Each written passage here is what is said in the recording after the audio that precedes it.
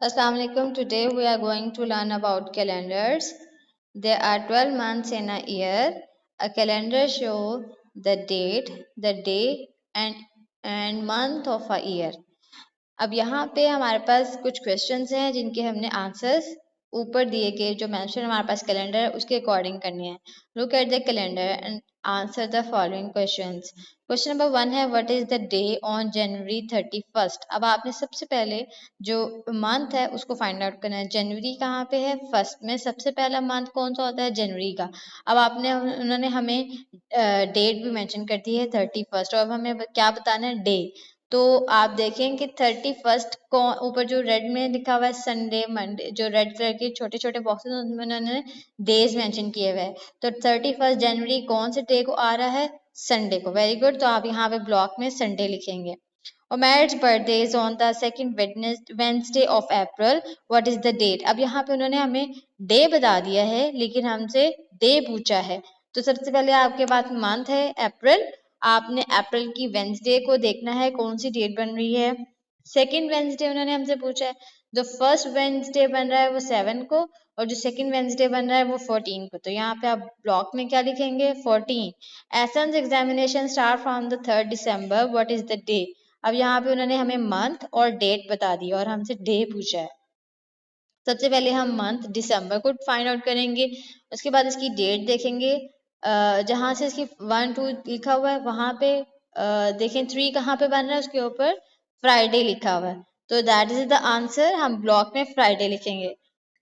Fourth is what is the date on the last Friday of February. अब यहाँ पे हमारे पास फरवरी का मंथ है और आपके पास उन्होंने हमें लास्ट फ्राइडे जो डे है वो हमें बता दिया. हमें डेट बतानी है. अब जो फरवरी के फ्राइडेज की डेट्स हैं वो क्या है हम वो देखते हैं.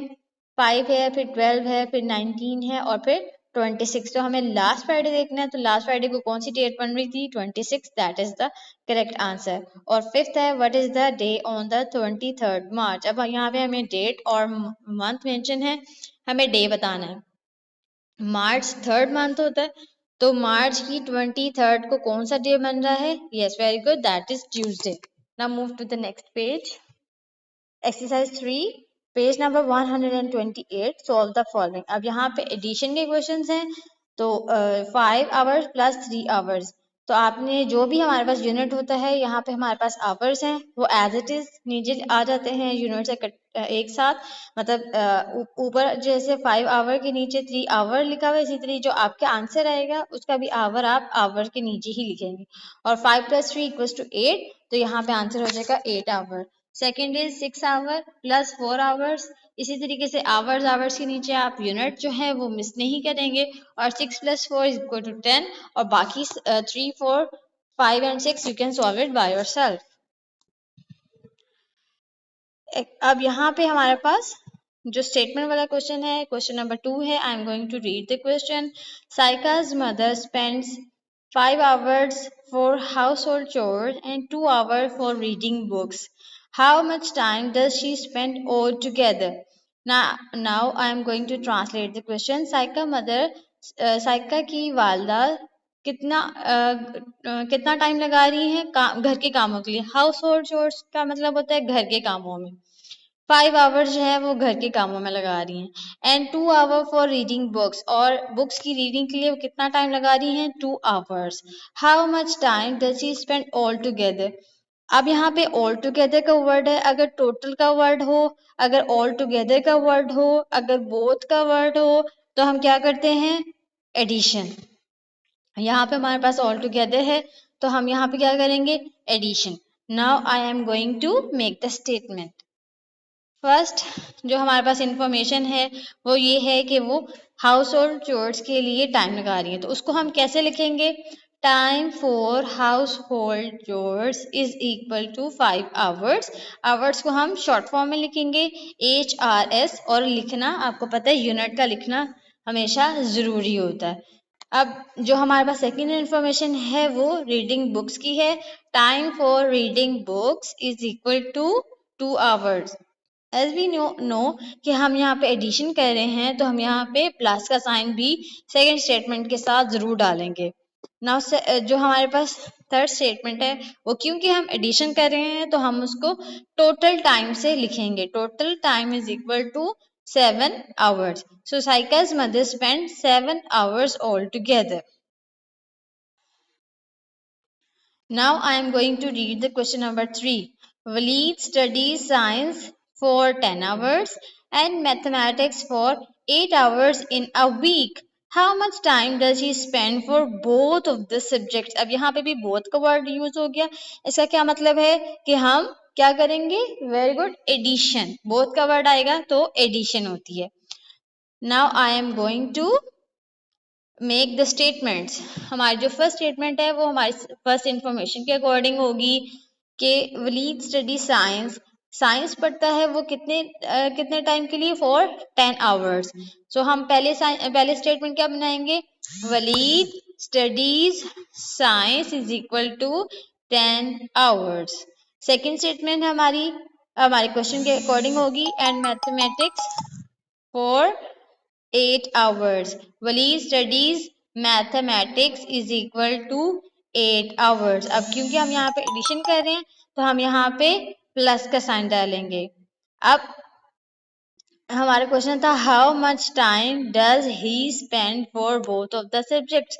अब इसके अकॉर्डिंग हमारी थर्ड स्टेटमेंट बनेगी. He spends time for both subjects is equal to. अब यहाँ पे आपने 10 में 8 को प्लस करना है तो वो क्या बन जाएगा? 18 hours. So he spend 18 hours for both subject in a week. Now move to the next page. Page number 130. Exercise 4. Solve the following. अब यहाँ पे आपके पास सब्ट्रैक्शन के क्वेश्चंस हैं. पहले हम एडिशन कर चुके हैं. अब यहाँ पे हमने सब्ट्रैक्शन करनी है. जो हमारा फर्स्ट पार्ट है उसमें हमने 8 hours में से माइनस करना है 5 hours को. यूनिट एज इट इज आ जाता है. 8 में से 5 को माइनस करेंगे तो क्या बच जाएगा हमारे पास? 3 hour इज द आंसर. इसी तरीके से हमारे पास अब आगे है सेकेंड पार्ट में 18 hours. उसमें से हमने सेपरेट करना है 7 hours को. तो यहाँ पे हम जब भी हमने सब्ट्रैक्शन करना होता है या एडिशन करना होता है हमने 1s प्लेस से स्टार्ट करना होता है. यहाँ पे हम 8 में से 7 को माइनस करेंगे तो 1 आएगा और 1 ऊपर से एज इट इज नीचे आ जाएगा. क्या आंसर आएगा? 11 hours. और बाकी आप 3, 4, 5, 6 आप खुद से बुक पे सॉल्व कर सकते हैं. अब यहाँ पे आपके हैं पेज नंबर 130 पे स्टेटमेंट वाली question number 2. I'm going to read the question. Afan took 4 hours while his sister Arisha took 2 hours for cycling. How much more hours did Afan spend for cycling than Arisha? अब यहाँ पे एक और question में उन्होंने पूछा है if Arisha started cycling at 11 a.m. then at what time did she stop cycling? Now I am going to translate the question. Afan took 4 hours while his sister Arisha took 2 hours for cycling. Affan जो है वो 4 घंटे cycling करता है जबकि उसकी बहन 2 hours के लिए साइकिलिंग करती है. How much more hours did Afan spend for cycling than Arisha? Affan Arisha से कितने hours ज़्यादा साइकिलिंग करता है. तो हम इसको कैसे फाइंड आउट करेंगे? हाउ मच मोर जब आ जाता है कितना ज्यादा तो हम क्या करते हैं? सब्ट्रैक्ट. Very good. तो जो दूसरा हमारा क्वेश्चन है if Arisha started cycling at 11 और अगर अरीशा ने साइकिलिंग 11 बजे शुरू की है. एएम लिखा हुआ है इसका मतलब है सुबह के 11 बजे. Then at what time did she stop cycling? तो वो कितने बजे साइकिलिंग स्टॉप करेगी? अरीशा कितने घंटे साइकिलिंग करी थी? 2 घंटे. तो वो हम जो है वो बताएंगे कि वो 2 घंटे मतलब अगर वो 11 बजे साइकिलिंग स्टार्ट करिए तो 2 घंटे बाद क्या टाइम हो जाएगा. ठीक है. Now I am going to make the statements. इसके क्योंकि 2 क्वेश्चन पूछे गए हैं इस वजह से इस क्वेश्चन के 2 स्टेप्स हैं. स्टेप 1 आप इसी तरीके से लिखेंगे. First step Afan took time for cycling is equal to 4 hours. Then second statement है Arisha took time for cycling is equal to 2 hours. और हम क्योंकि अंडरस्टैंड कर चुके हैं क्वेश्चन को कि ये सब्ट्रैक्शन होनी है, तो हम यहाँ पे क्या पुट करेंगे, सब्ट्रैक्शन का साइन, माइनस का साइन सेकेंड स्टेटमेंट के साथ। अब यहाँ पे जो हमसे क्वेश्चन पूछा गया था, how much more hours did Afan spend for cycling, तो हम इसी के अकॉर्डिंग अपनी थर्ड स्टेटमेंट बनाएंगे। More time taken by Afan is equal to 2 hours. इसका जो सेकंड स्टेप है, क्योंकि इसमें सेकंड क्वेश्चन पूछा गया था, तो हम उसको इस तरीके से लिखेंगे, Arisha started cycling at 11 AM and he stops at 11 से आगे 1 आवर और गुजरा तो 12, 1 आवर और गुजरा तो 1 PM आफ्टर 2 आवर्स। क्यों PM हमने लिखा, क्योंकि जब 12 o'clock हो जाते हैं, दोपहर के 12 बज जाते हैं, उसके बाद का जो टाइम है वो पोस्ट मेरिडियम या PM से जो है वो मेंशन किया जाता है। Now I am going to read the question number 3. Nasir can build a wall in 8 hours while Umair built the same wall in 5 hours. How much more time does Nasir spend to build the wall? Now I am going to translate the question. Nasir can build a wall in 8 hours. Nasir एक दीवार बना सकता है 8 घंटों में. While Umair built the same wall in 5 hours. जबकि उमैर वही दीवार 5 घंटे में बना सकता है. How much more time does Nasir spend to build the wall? Nasir कितना ज्यादा टाइम लगा रहा है दीवार बनाने में. अब हम इसमें क्या करेंगे, सब्ट्रैक्ट करेंगे. पहली स्टेटमेंट हमारी पहली इंफॉर्मेशन के अकॉर्डिंग होगी. जो नासिर के बारे में पहले हमें बताया है, तो हम नासिर के बारे में पहले लिखेंगे. और जब भी हमने सब्ट्रैक्शन करनी है, हमने इस बात का ख्याल रखना है कि जो हमारी बिगर टर्म होगी वो हमेशा ऊपर आएगी, जो बिगेस्ट इंफॉर्मेशन होगी वो हमेशा पहले आएगी. Nasir can build a wall in is equal to 8 hours. Umair build the same wall in is equal to 5 hours. अब यहाँ पे सब्ट्रैक्शन कर रहे हैं, तो सेकंड स्टेटमेंट के साथ हमेशा माइनस का साइन आता है. यह लगेगा अकॉर्डिंग टू हमारे क्वेश्चन, जो भी साइन आएगा वो सेकंड स्टेटमेंट के साथ होगा. अब हमसे पूछा गया था how much more time does Nasir spend, तो इसके अकॉर्डिंग क्या स्टेटमेंट बनेगी, third. More time taken by Nasir is equal to, अब hours hours as it is hours, और 8 में से आपने 5 को माइनस किया तो क्या आंसर आ गया, 3. So Nasir spent 3 hours more than Umair.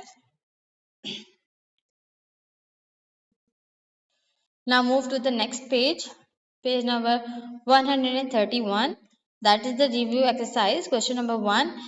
Match the time of analog clock with digital clock in the following figures. अब यहाँ पे आपके पास वन साइड पे आपके पास एनालॉग क्लॉक है और वन साइड पे आपके पास डिजिटल क्लॉक है. तो आपने जो एनालॉग क्लॉक है उसके अकॉर्डिंग डिजिटल क्लॉक के टाइम को मैचिंग करनी है.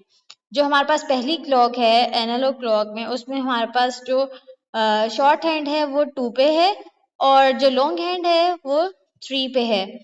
तो यहाँ पे जब 3 पे जाएगा तो वो क्या टाइम हो जाएगा कि जिस तरीके से 12 से 1 पे जाता है तो 5 मिनट्स पास कर जाते हैं, और 1 से 2 पे जाती है जब हमारे लॉन्ग हैंड तो 10 मिनट पास कर जाते हैं, क्योंकि इसके दरम्यान में 5 जो है वो 5 सेकेंड्स का इंटरवल होता है. अब जब 2 से 3 पे जाएगा तो वहां पे 5 मिनट्स मजीद पास करेंगे तो क्या टाइम बचेगा, 2:15. तो हमने इसको 2:15 के साथ मैच कर देना है.